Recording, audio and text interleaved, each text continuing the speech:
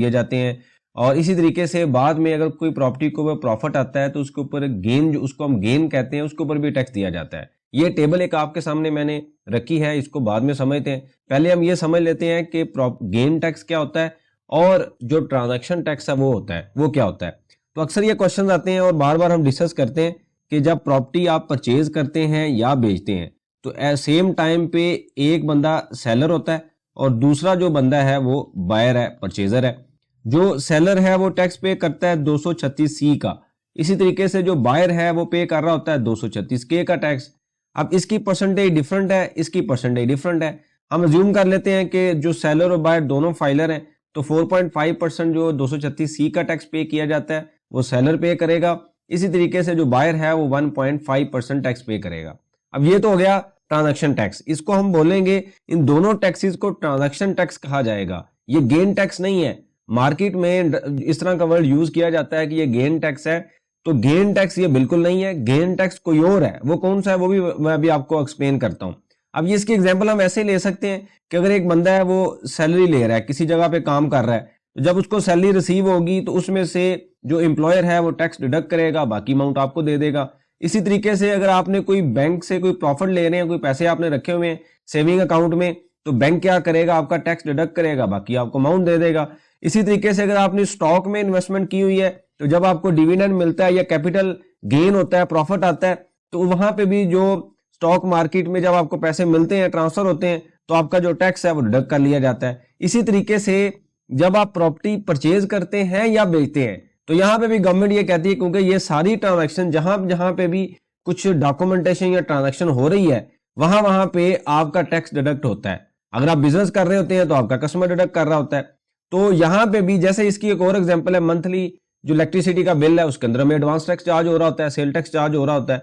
तो जहां जहां पे कोई ट्रांजैक्शन हो रही होती है गवर्नमेंट वहां से हमसे टैक्स लेती है। तो ये जो 236C या K का जो टैक्स है ये ट्रांजैक्शन टैक्स है कि सेल और परचेज करते हुए सेलर ने क्या पे करना है और बायर ने क्या पे करना है, ये गेन टैक्स नहीं है। गेन टैक्स क्या होता है पहले भी एक्सप्लेन कर चुके हैं। गेन टैक्स ये होता है कि एक प्रॉपर्टी है उसको आपने परचेज किया 5 मिलियन का यानी कि 50 लाख का, कुछ देर के बाद आप उसको बेच देते हैं 70 लाख की यानी कि 7 मिलियन की, तो ये आपको 20 लाख का प्रॉफिट होता है।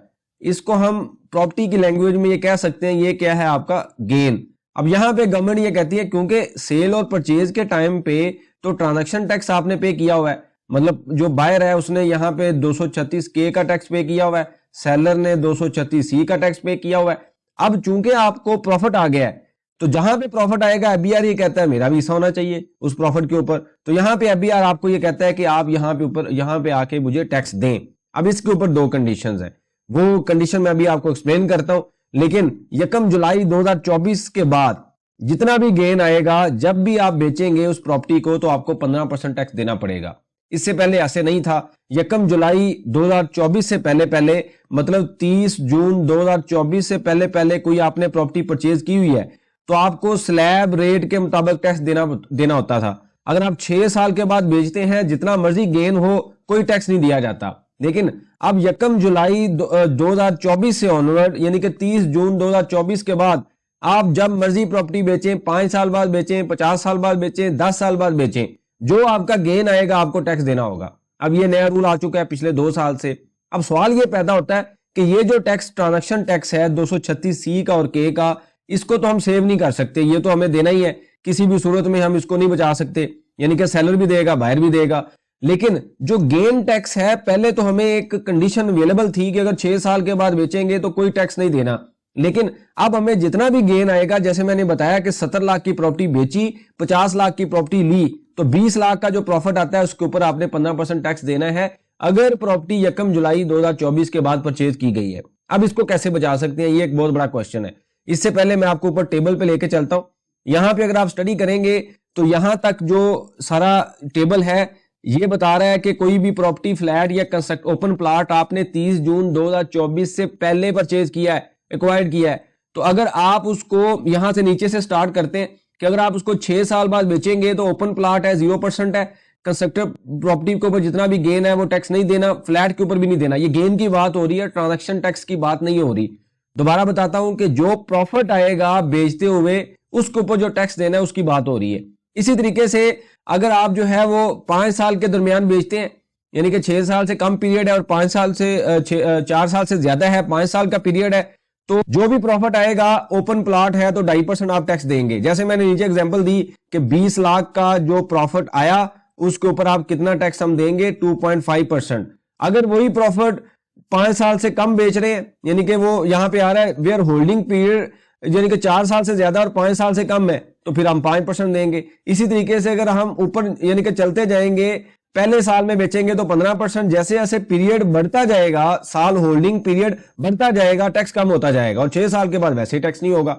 ये जो रेट है ये कंस्ट्रक्टेड प्रॉपर्टी के हैं, यानी कि घर के हैं, और ये फ्लैट के रेट हैं। लेकिन यहां पे आप देखें तो यहां पे आके बात कुछ और कर दी गई है कि यहां पे कोई होल्डिंग पीरियड नहीं है, जब भी बेचेंगे 15% आपको टैक्स देना होगा। तो इसका मतलब क्या हुआ, जो समझने वाली चीज है जो मैंने यहां पे हम डिस्कस करेंगे कि अब ये टैक्स हम कैसे बचा सकते हैं, जो ट्रांजैक्शन टैक्स है वो तो देना ही है, ये कैसे बचा सकते हैं। अब देखिएगा कि अगर आप एक प्रॉपर्टी लेते हैं जब, तो वहां पे आपको डीसी रेट या एफबीआर रेट एक होते हैं जिसमें हम टैक्स देते हैं, एक होता है एक्चुअल रेट। एक्चुअल रेट क्या होता है कि जहां पे दोनों ओनर जो है वो एक्चुअल पेमेंट कर रहे होते हैं।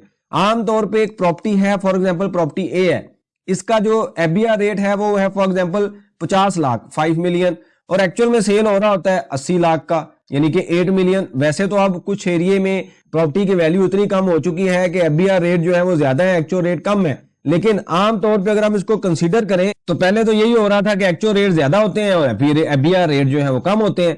तो अब होता क्या है कि हम टैक्स पे करते हैं इस रेट पे। कौन सा टैक्स, 236 का या 236 का जो टैक्स है, ट्रांजैक्शन टैक्स, इस पे कर दिया जाता है, और एक्चुअल में जो सेल परचेज है वो डिफरेंट होती है।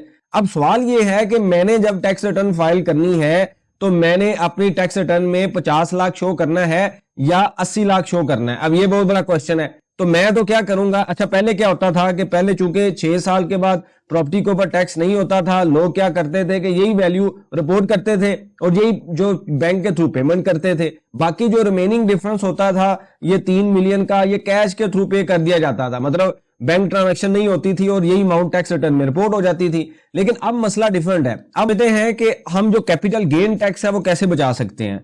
हम एग्जांपल लेते हैं, ऊपर वाली एग्जांपल जो हमने यहां पे कंसीडर की कि डीसी रेट 50 लाख था, एक्चुअल रेट 80 लाख था, और हमने 50 लाख की अपनी टैक्स रिटर्न में ये वैल्यू रिपोर्ट कर दी।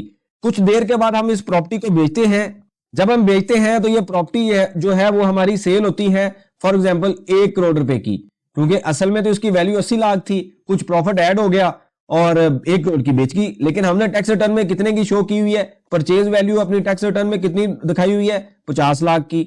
अब हमें इसके ऊपर कितना प्रॉफिट आ गया, 50 लाख है। एक्चुअल में इतना प्रॉफिट नहीं है, एक्चुअल में जो प्रॉफिट है वो तो 20 लाख है, वो भी हम समझते हैं। अब हमें लॉ ये कहता है कि ये प्रॉपर्टी, हम अज्यूम करते हैं कि ये प्रॉपर्टी जो है 1 जुलाई 2024 के बाद परचेज की गई है, और आप इसको जब भी बेचते हैं, 3 साल बाद बेचें, 4 साल बाद बेचें, इस वैल्यू के ऊपर आपको 15% टैक्स देना होगा, जो कि एक अच्छी खासी वैल्यू बनती है। यानी कि आपको पे करना पड़ेगा, फॉर एग्जाम्पल 7.5 लाख रुपए आपको टैक्स देना पड़ेगा।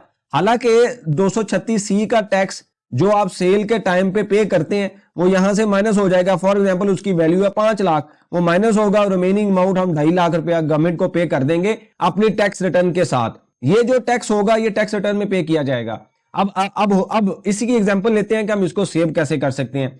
अब ये प्रॉपर्टी हमने सेल वही की 1 करोड़ रुपए की, लेकिन परचेज करते हुए हमने समझदारी ये दिखाई कि हमने अपनी टैक्स रिटर्न में इसको शो कर दिया 80 लाख का एक्चुअल वैल्यू का, और अब हमें गेन कितना आता है 20 लाख रुपए का, और इस 20 लाख के ऊपर हम टैक्स कितना देंगे 15%, जो कि अमाउंट बनेगी 3 लाख रुपया। अब कहां पे 7.5 लाख रुपया और कहां पे 3 लाख। अब इस 3 लाख में से 236C का जो टैक्स होगा वो हम माइनस कर देंगे, रिमेनिंग अगर कोई पे होगा तो पे कर देंगे, वरना हमारा रिफंडेबल टैक्स आ जाएगा जो किसी और इनकम के गेन से एडजस्ट हो सकता है। तो इसका मतलब क्या हुआ कि 1 जुलाई 2024 के बाद आप अपनी रिटर्न में जो भी प्रॉपर्टी परचेज करेंगे डीसी रेट पे डिक्लेयर नहीं करेंगे, आपने उसको एक्चुअल रेट पे डिक्लेयर करना है, और यही एक्चुअल वैल्यू का ही प्योर परचेज के टाइम पे आपने जिस चीज का ध्यान रखना है वो ये है, एक तो नंबर 1 परचेज कर रहे हैं तो एक्चुअल वैल्यू का अपने अकाउंट से पे ऑर्डर दें, ऑनलाइन ट्रांसफर करें या अगली पार्टी को चेक दें। इसी तरीके से सेल कर रहे हैं तो अपने अकाउंट में पे ऑर्डर लें या ऑनलाइन ट्रांसफर लें या अगली पार्टी से चेक लें, ताकि सेल और परचेज का दोनों का ट्रांजैक्शन आपकी मैच हो और आपका प्रॉफिट सही तरीके से कैलकुलेट हो, और उस प्रॉफिट के ऊपर आप 15% टैक्स कैलकुलेट कर रहे हो, जो कि कम होगा क्योंकि आपने परचेज भी सही दिखाई हुई है, सेल भी सही दिखा रहे हैं। अगर ये ऐसे हो जैसे हमने पहली एग्जांपल में देखी है, तो फिर आपको 50 लाख का प्रॉफिट होगा और उस ज्यादा प्रॉफिट के ऊपर आपको ज्यादा टैक्स भी देना पड़ेगा। ये बड़ा टेक्निकल पॉइंट है जो अक्सर लोग नहीं समझते कि जब आप प्रॉपर्टी परचेज करते हैं तो आपने किस तरीके से बाइंग करनी है और किस तरीके से सेल करनी है। मैं दोबारा रिपीट करता हूं, सेल और परचेज के दरमियान जो टैक्स पे किया जाता है वो ट्रांजैक्शन टैक्स है। गेन टैक्स वो होता है जो कि आपने जाके अपनी टैक्स रिटर्न में जमा करवाना है, देना है। अब इसके ऊपर नोटिस भी आ रहे हैं कि आप अपनी परचेज शो करें, अपनी सेल शो करें। अगर आपने सही तरीके से चीजें मैनेज ना की तो आप टैक्स रिटर्न तो फाइल कर रहे होते हैं, लेकिन आपको यही नहीं पता होता कि आप गलत फाइल कर रहे हैं या आप कोई आपको सही तरीके से गाइड नहीं कर रहा। जब आपको नोटिस आएगा तो जब आप चीजें लेके जाएंगे तो आपके सामने ये वाला लॉ